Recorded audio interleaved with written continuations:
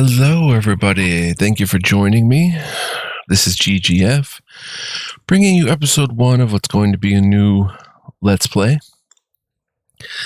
Now, if you guys may have seen, Obsidian's Avowed just came out recently, and I've been going pretty heavily into that. There's quite a few episodes to come on the channel, and it got me so interested in Pillars of Eternity lore. Like, the lore is awesome. I'm really enjoying it.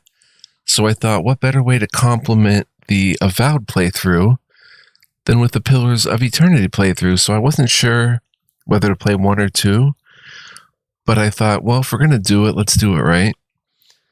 And what I want to do is actually do the series in order with the proper imports and stuff into 2.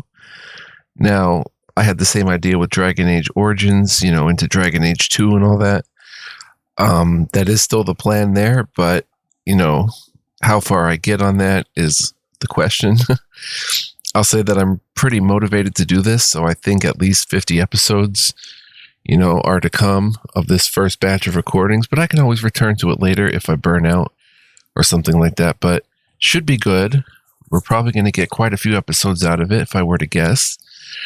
And so, yeah, this is going to be episode 1 of what hopefully will become a huge playthrough of Let's Play Pillars of Eternity 1.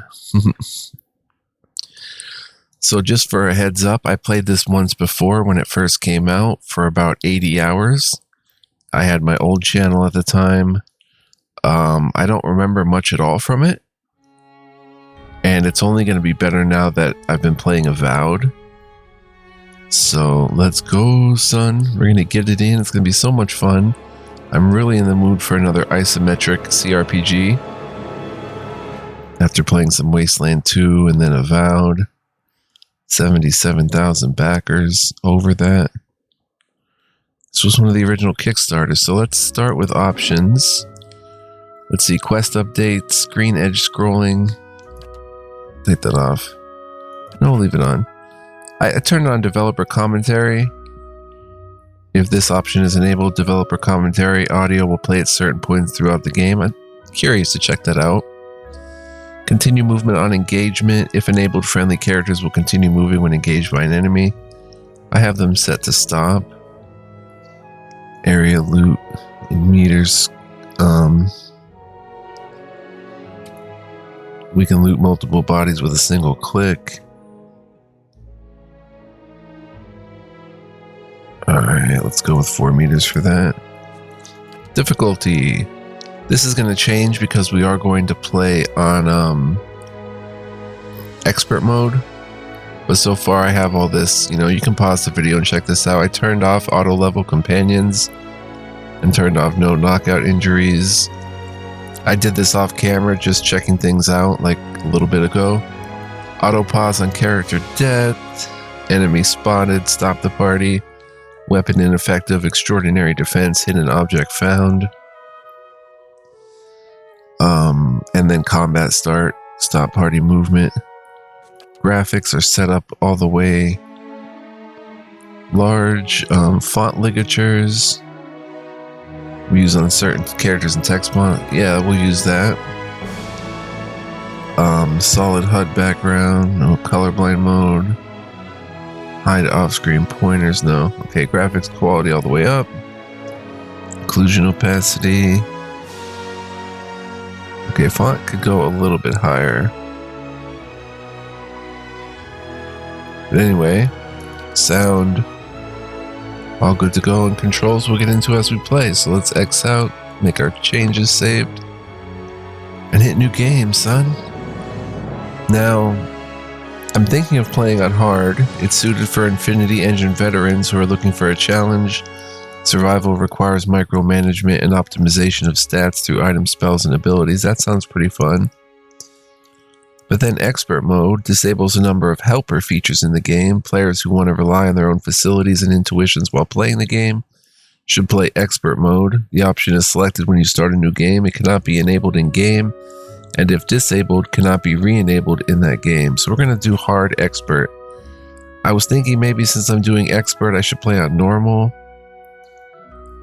But this is for newcomers. I don't know. We'll just do hard expert and see how it goes. I think we'll be okay. So let's hit accept and bong bong. We're going to get into it, guys. Can't wait.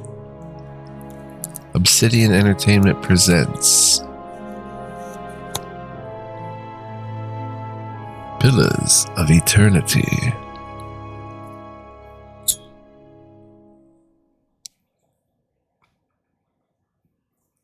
Chanters can do more than just chant, while their abilities are not focused on frontline combat. 5 wagons grope blindly for the path on a starless night, their master glancing ever upward to the skies for assurance that he is on the right course. A dim lantern his only protection against the encroaching darkness. But the skies bring no comfort, shining no light, betraying no hint of what they know. The caravan carries travelers bound for the frontier hamlet of Gilded Vale, you among them, where a local lord has offered land and wealth to settlers from abroad looking for a fresh start. You have taken suddenly ill, sweating and shivering, and one of the other travelers signals for the caravan master to stop on your behalf. He pulls up just in time to avoid plowing into the trunk of a fallen tree that bars the way ahead. You will go no further tonight. There we go, the start. This may just be an episode for character creation, guys, because that is what's next. Bong bong, here we go. So I do want to go over the lore and stuff here so that we all learn together, and you can even watch this along with the Avowed playthrough to get like a double dose. The place of men in society varies from culture to culture. Cultures like Adir and the Deerwood place them at the forefront of military, politics, and heavy labor. Among the tribes of Nasatak, men perform many of the homesteading and organizational duties. In Glonfoth and Ishamatil, men and women have more fluid social roles. In all societies, there are exceptions to the rule, and men can be found in a wide variety of stations and professions. So let's just check out female. A woman's role in EORA is largely dependent on where she is from. In the Adir Empire, Valian Republics, and the Deerwood, women occupy many domestic, educational, and organizational roles. They are the primary hunters, soldiers, and leaders of the tribes of Nasatak. In Glonfoth and Ishamatil, women and men have more fluid social roles. In all societies, there's exceptions to the rule, and women can be found in a wide variety of stations and professions. We're going to be a male, though. And we have an awesome selection of 6 different races, so let's go through them. Humans, commonly called folk, are the most common race in the Deerwood, the Adir Empire, Old Valia, and the Valian Republics. Though not as large as the towering Almua, humans are known for their strength and willpower, so I did want to check some of these. You can hover over things. The Deerwood is a colonial nation founded by settlers from the Adir Empire. Following a series of conflicts with Adir, the territory became independent in 2672 AI and is now ruled by a duke who was elected by 7 earls that oversee its earldoms. And the Valian Republics, a mercantile power and former colony of a larger, more ancient nation. Old Valia, the Republics. Old Valia is that more ancient nation. The Republics lie to the south of Deerwood and Glonfoth and are ruled by a duke elected by the Consuagli Avagia, a council of 14 dukes, including its 5 most prominent, the Duke's Bells. Sorry, that text is really small. I'm going to have to see if I can up that. Let's go previous for a second, though, and see. Let's see. Deerwood. Glonfoth, a territory comprised of the forest southeast of the Ball River, populated indigenously by a group of loosely affiliated tribes collectively known as Glonfothans, and governed by a council of its 6 most powerful tribes. Glonfoth is home to a large number of ruined Engwithan sites, which Glonfothans hold sacred.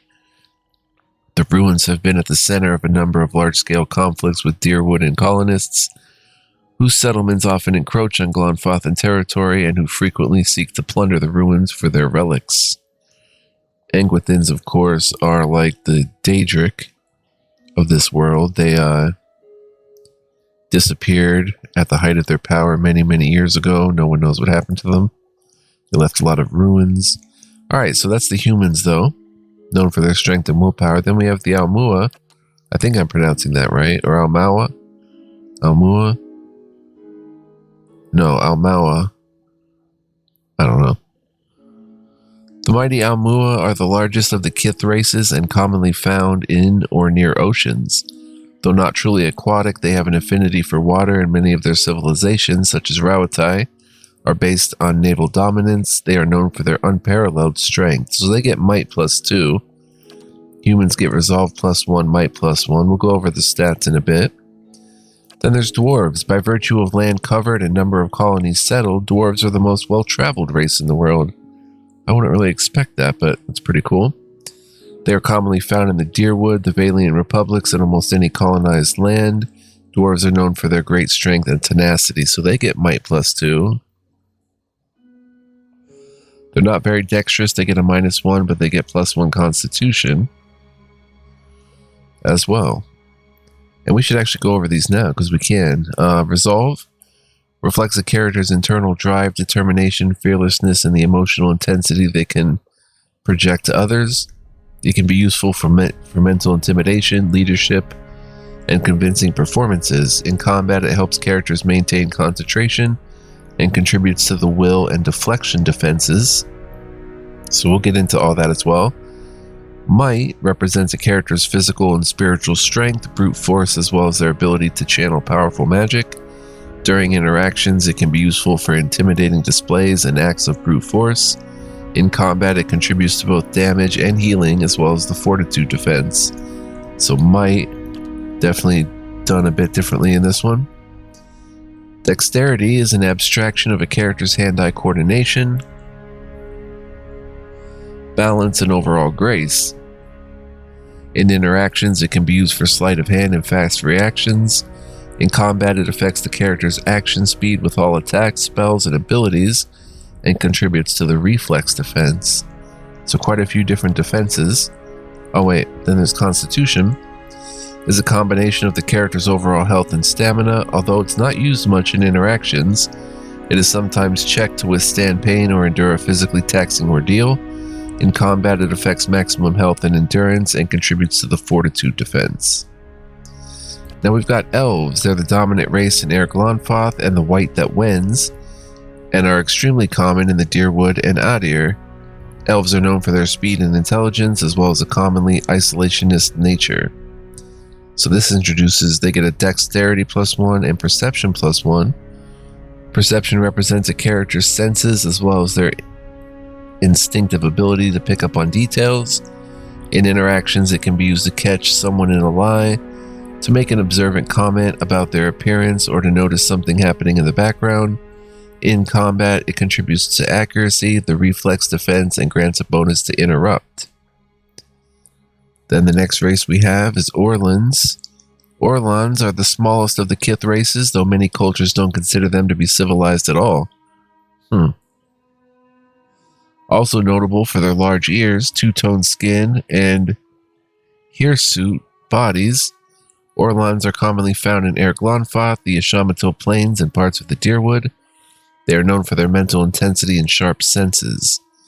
So they actually get resolve +1, might -1, but perception +2. Pretty nice stats there. And then we have, did we check perception? Yeah, we just did. Then the last race is Godlike, which we are playing one in Avowed. The Godlike are children of the Kith. Kith are civilized races who have been blessed with physical aspects associated with the gods, though some do not consider it a blessing. These aspects may take many forms and often come with mystical powers. Aberrant head shapes are typical, and Godlike are unable to wear protective headgear, as it's near impossible to find anything that fits. Because of their unusual nature and their inability to reproduce, Godlike are often viewed with fear and wonder. So they get dexterity +1, and the last stat we're going to talk about, intellect +1. Intellect represents a character's logic and reasoning capabilities. In interactions, it can be useful for deduction, sudden realization, and problem solving. In combat, it contributes to the will defense and influences durations and areas of effect for all abilities and talents. And I just did want to check something. If we hit next, yeah, I want to go through all of the sub-races too. So humans, we have meadow folk. The most common humans in the Deerwood, the meadow folk, or Thyrton, have lived in that area for almost 2,000 years. Meadow folk traditionally live at the edges of elven forests, working the open plains, hence their name. Most humans in the Deerwood are Thyrton. They get fighting spirit once per encounter, 5 seconds after being reduced below 50% endurance. Folk temporarily gain bonuses to accuracy and damage. So there's some interesting stuff to go over here. So endurance represents a character's short-term survivability. Damage that is not absorbed by a character's damage reduction goes straight to their endurance and health. Potions and healing magics, such as from a paladin, priest, or druid, can restore endurance in combat. When a character's endurance reaches 0, he or she will be knocked out. A knocked out character can be brought back in combat through the use of a revive ability. Otherwise, characters will regain all their endurance at the end of combat, assuming they're on the winning side. And then we have the bonus to accuracy is a part of almost every attack. It influences how likely the attack is to affect the target.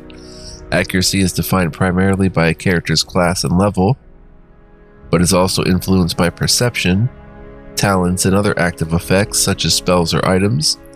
When an attack is made, the accuracy is compared to the appropriate defense on a target to determine how the attack roll will be modified, and we'll go over this a lot as we play the game too to kind of get a better feel for it. If accuracy is above the target's defense, it will be more likely to result in a hit or crit, less likely to result in a graze or miss. Any ability or talent that does not use a weapon as part of the attack gains a small accuracy bonus based on the level of the character. And damage. There are 8 damage types in Pillars of Eternity: Slash, Pierce, Crush, Burn, Shock, Corrode, Freeze, and Raw. Damage types are used to determine how easily a target resists damage of the type based on their damage reduction. A creature or suit of armor may be very resistant to one type of damage but quite vulnerable to another. Some weapons or attacks may do multiple damage types, or list an OR between their damage types. When an OR is listed, the attack will always do the damage type that the target is most vulnerable to. Raw damage is the only damage type that ignores all damage reduction and is generally associated with poison and similar effects. So then we have ocean folk. Kalbandra originated near the equator on the other side of the globe and are currently the most widespread human group in that region, but they have also migrated to the far reaches of the world.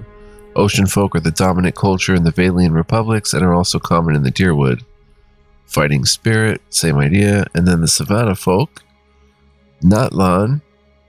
The Natlan come originally from just south of the equator, and with the exception of some groups that migrated north, have remained in the same location for over 10,000 years.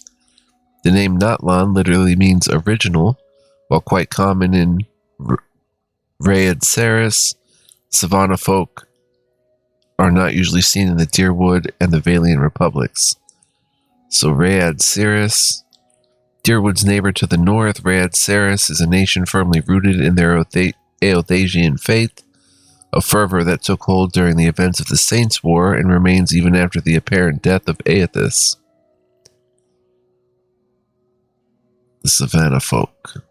Okay, so those are the different types of humans. They also get fighting spirit. We have the Almua. They have the coastal Almua. Viewed as a warlike race, the coastal Almua live in a mainland region along the coast of the northern hemisphere, lands they conquered by pushing Thyrton, meadow folk, Natlan, savannah folk, or savannah folk, and Orlan communities out. Their culture is more centralized and urban than their island cousins, though both groups are involved in seafaring. Coastal Almua are very rare in the Deerwood, but those that do make the journey usually do so as mercenaries, bodyguards, or soldiers. Towering physique. Coastal Almua gain bonuses to defend against prone and stun effects. So prone, characters can't take action, dexterity is reduced by 2, reflex and deflection are reduced by 10. Then the Island Almua. Island Almua originated in the Deadfire Archipelago, 1,000 miles south of the Valian Republics. While physiologically similar to their coastal cousins, the coloration of Island Almua is starkly different, brown and yellow, contrasting the coastal's blue and green. Though still uncommon in the Deerwood and surrounding environments, Island Almua are more commonly encountered there than coastal Almua, who are quite rare. When encountered around the Deerwood, they are often laborers, fishermen, or sailors, and they're armed to the teeth. All Island Almua gain an additional weapon set. That's very cool. You can see they look awesome. Brownish and yellow, and I guess you can adjust their appearance as well. All these different races. Then we have the dwarves. Mountain dwarfs. Mountain dwarves, Optopo, originated on the continent to the east of the Deerwood and have spread through the area several times. Unlike the similarly diminutive Orlons, who are frequently subjugated, the Optopo have always directly fought back threats posed by larger kit and opted to fortify their residences rather than move on. Mountain dwarves are common in the Valian Republics, but not seen as often in the Deerwood and Raid Saris. Hale and hardy, mountain dwarves have a bonus to defend against poison and disease attacks. A poison effect can be a variety of status effects or afflictions, typically from a creature's attacks, but often from a spell. And diseases can inflict a wide variety of status effects or afflictions. A disease effect is typically from a spell, but often from a creature's attacks. Then we have boreal dwarfs. Most boreal dwarves, Enutonic, live in the remote southern island of Nasatak, where they share the rocky tundra and snow-covered forests with migratory pale elves and the coastal hugging ships of Almua. Like their northern cousins, Enutonic share an instinctive love of exploration. Boreal dwarves are somewhat common in the Valian Republics, but seldom encountered in the Deerwood. They get hunter's instincts. Boreal dwarves gain a plus 15 accuracy against any creature of the wilder or primordial types. Interesting. Good hunters. Then we have different types of elves. The wood elf. Wood elves, shelter false or shelter folk. I don't know if that's false or folk. We'll just say shelter folk. Trace their beginning far north of present-day Adir and have migrated south throughout the forests of the continent, now covering it all the way south across the equator. They are also believed to have migrated across the sea to Erglanfath. While physiologically identical to one another, wood elves from Adir are culturally different from those in Erglanfath and consider themselves wholly different groups. Distant advantage. Any enemy that is more than 4 meters away, wood elves gain bonuses to accuracy, deflection, and reflex. Deflection is the defense used to resist direct melee and ranged attacks against the character that are not area of effect. It is defined by the character's class, level, and resolve, but may also be influenced by shields, certain weapons, talents, and other effects from spells or items. Reflex defense allows characters to dodge out of the way of physically harmful area of effect attacks like explosions, bolts of lightning, etc. It is defined by a character's class, level, dexterity, and perception, but may also be influenced by other effects.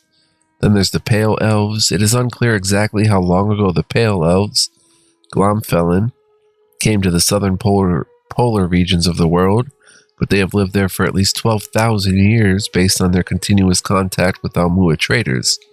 They appear to be among the most stationary ethnic groups in the known world, migrating within the polar region, but seldom venturing far north. They are rare in all northern lands, and most people consider them exotic if they've seen one at all. And they have elemental endurance. All Pale Elves have increased burn and freeze damage reduction. So burn. Did we go over this, the 8 types? Yeah. Okay, so Wood Elves and Pale Elves. Then we have the Orlons. Hearth Orlan. Hearth Orlans are often found as slaves in Rayad Saris and the Valian Republics. One of the treaty terms between the Deerwood and the people of Airglanfoth was the liberation of Orlan slaves, and while this has been honored, many Hearth Orlans continue to live in the Deerwood as indentured servants. Minor threat. When attacking any target that is also being targeted by a teammate, Hearth Orlans convert some of their hits into crits. So a crit is any attack roll that is above 100. A crit that deals damage increases the total damage done by 50%. A crit on effects with a duration, typically afflictions like sickened or paralyzed, will increase the duration by 50%. And hits, a hit is any attack that is between 51 and 100. When an attack scores a hit, it does standard damage and has a standard duration. And then there's Wild Orlans. Wild Orlans are the original Orlans who lived in the deepest forests and jungles between the tropics. While they have only been significantly separated from Hearth Orlans for 1,000 years, a few genetic differences have appeared rapidly, most notably a lack of facial hair in the Hearth Orlan branch. Wild Orlans are uncommon in the deep reaches of Airglanfoth. They're common, not uncommon. Unlike their Hearth Orlan brethren, they are not often seen in Deerwood, Rayad Saris, or the Valian Republics. They have Defiant Resolve. After being subjected to a will attack, Wild Orlans temporarily gain a bonus to all defenses. And Will Defense opposes attacks that are mentally based, like a spell that mentally paralyzes the target. It's defined by a character's class, level, intellect, and resolve, but may also be influenced by other effects. And finally, we have the Godlikes, of which there are 4. Death Godlike are the most distrusted of their kind. Wow. It's pretty wild looking. Strange growths cover their eyes, or in some cases their entire face, giving them a sinister appearance. The growths are transparent for the godlike, but opaque from the outside, hiding their features. Death Godlike are commonly killed at birth because many cultures consider them to be harbingers of doom. Death's Usher. When Death Godlike attack an enemy with 25% or less endurance, their damage is increased. On certain difficulty settings, if a character is reduced to 0 health, he or she goes down and is either maimed or, if already maimed, killed. A dead character is killed outright and cannot be brought back. Fire Godlike. The bodies of Fire Godlike often resemble hot metal, burnt wood, or stone, with harmless flames that erupt from the cracks in their skins. Or in their skin. Fire Godlike are objects of both reverence and fear in the Deadfire Archipelago. Many locals believe they have the power to awaken volcanoes, or that killing one will cause a volcano to awaken. In the Deerwood, Fire Godlike are often seen as a sign of the blessing of Mogren, goddess of war and fire. And Mogren is the first god here we're talking about. Goddess of war, fire, transformation, purification, consumption, and trials. Patron goddess of the Deerwood, thought to have blessed the Godhammer bomb that destroyed Widewind and possibly Aethys. And Fire Godlike are battle forged. When reduced below 50% endurance, Fire Godlike glow like metal in a forge, gaining damage reduction and doing a small amount of fire damage to any creature who hits them in melee. Damage reduction. This is going to be very important. When an attack hits, there is one primary means of mitigating damage reduction. DR value is usually derived from armor, but many creatures have natural DR or can raise it through the use of magic, abilities, talents, or other equipment. Damage reduction is subtracted directly from all incoming damage. For example, an attack that initially does 20 damage to a target with 7 DR would be reduced to 13. Damage will never be reduced below 20% of the initial incoming amount. When the minimum value is hit, you will see a min message in the combat log on the attack line. Note that many suits of armor and enemy creatures will grant different damage reduction values against the different damage types. Lower DR protect against less damage, making the target more vulnerable to attacks of that type. will grant different damage reduction values against the different damage types. Yeah, that makes sense. Alright. Then we have the Moon Godlikes. Moon Godlike are the most tolerated of the Godlike, while their skin tone and a large moon-like growth on their foreheads may be strange to some. Their appearances are generally considered more palatable by the other kith. Sailors have many beliefs about Moon Godlike and their propensity to bring luck, though there is little agreement as to what kind of luck they tend to bring. Silver Tide. Every encounter, when reduced below 75, 50, or 25% endurance, Moon Godlike generate waves of healing moonlight that restore endurance to them and their allies. Pretty cool. Then we have Nature Godlike. They appear to be a fusion of human and animal features, often covered by plants, moss, or fungi. This has led to the common stigma that they are diseased, and many are killed at birth because of it. Many druidic orders have a keen interest in Nature Godlike because of their general curiosity as to how souls occupy animals, plants, and stones.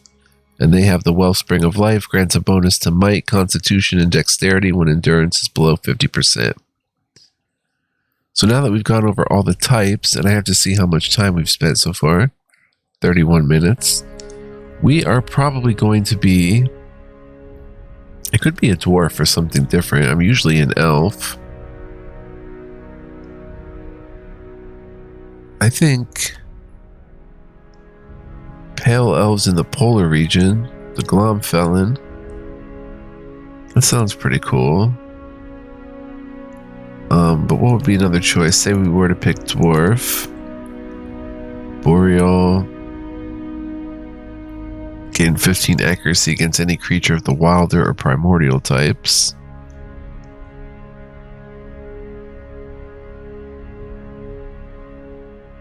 And they spend time with the Pale Elves because they're from the south of Nasatak. There's Mountain Dwarves. Have a bonus to defend against poison and disease attacks.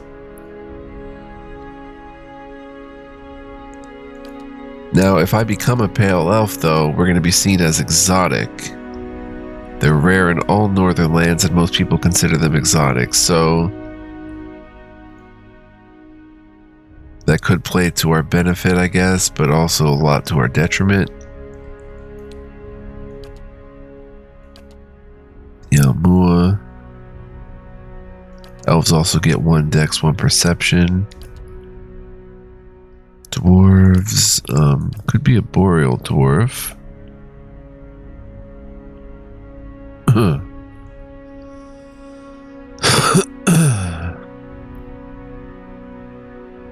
I think I'm going to be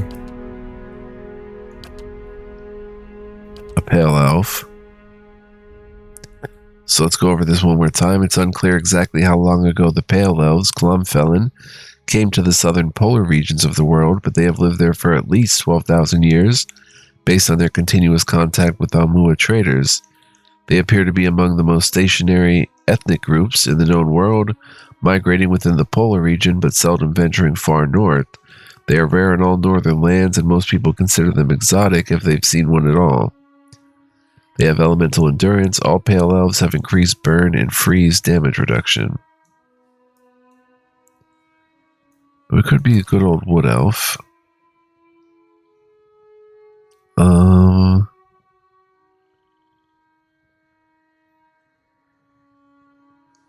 They're physiologically identical to one another? Oh, I guess that means in a broad sense, like...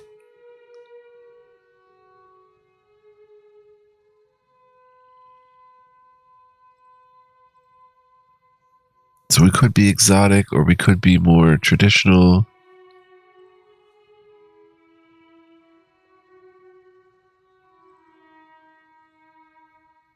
And don't we pick a culture after this? Yeah, there's even cultures, I think, right? That will come up after class and attributes. What elf? And these guys are exotic. I don't know if I want to be exotic. That's the thing. Humans have some cool choices.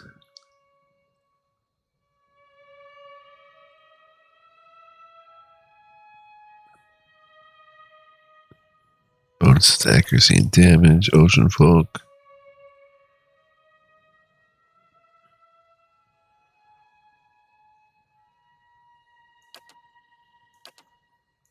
I think I'm going to be a pale elf. They're also cool. I don't know which one to choose. Now we have classes. So this is what we're going to go over next and probably end the video on. I don't know if I can get through them all right now, so we might just end this video early and we'll pick it up next time, starting with classes for character creation. I know some of you guys like these in-depth takes on character creation, some don't, but this is just kind of how I enjoy doing things. We'll go over all the races, or all the classes rather. We'll pick abilities and stuff as necessary. We'll go over the cultures. We'll spend some time with the appearance, and then we'll pick a voice, and we'll be good to go. And we'll get into the game knowing pretty much a lot of what to expect after going over all the, the hot link lore and stuff like that. We kind of know what to expect. So hope you guys enjoyed this episode. Thanks for watching. If you did enjoy, please like, comment, subscribe before heading out. It would mean the world to me. Plus lets me know that you want to see more and stuff like that. Very useful. Also, heads up, I say this at the end of all my videos now, but if you want to become a godlike in mine eyes, you can become a member on my channel here on YouTube or on patreon.com/fluent. Feel free to check that out if interested. Every member is very dear to me and important. Shout out to all my members. You guys rock. Love you. And I love the rest of you guys too. So we're going to... I'll think a little bit more off camera about which race I want to be. I'm still not 100% sure, but I hope you'll join me next time. We'll get through character creation, and then we'll get cracking at the game, which I can't wait to play.